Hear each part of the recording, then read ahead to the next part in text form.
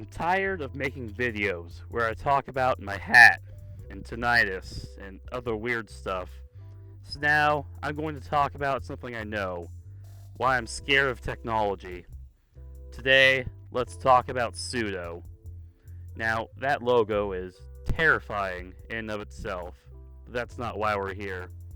Statistically, you don't know what sudo is, so I'll try my best to explain it. Sudo is a combination of su and do. Su stands for switch user, while do means do, as in do stuff. What are you on about? Well, let's say you need to do something that only another user can do. If you are sudo, you can become that user just to do that thing. Most of the time, that user is the administrator. It's like the run as administrator button on Windows, but it's actually run as whoever, but mostly the administrator. Now, this utility is used all over the world. So, of course, recently, a critical vulnerability in the tool was discovered. Let me radically oversimplify it. Sudo needs to scan and process data from the user to determine what they want to do. However, this data can contain escape sequences, which are these things with the backslashes in front of them. They represent things that can't be represented in pure text, like new lines, so sudo has to translate them. However, what if the user provides data containing an incomplete escape sequence like this?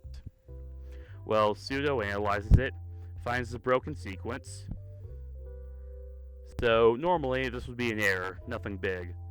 However, sudo scanning code is buggy, so instead, it starts freaking the fuck out. In this state, it's easy to convince it to do things it's not supposed to do.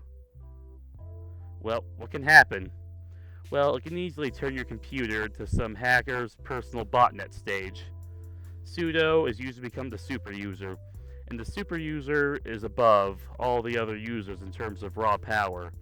And being able to do things like the super user leads to the aforementioned server botnetting. They can do whatever they want. Now, consider sudo is used all across the world, and right now is completely open to the taking. Well, what's the moral to the story here? Because there has to be one, right? Above all else, the moral here is to update your computer. The sudo team has already released a patch that fixes this issue, so if you haven't updated your computer, you're opening yourself up to be attacked. Now, you, with your shitty laptop, may have virtually no value to a hacker, but the servers that make up the backbone of the economy do.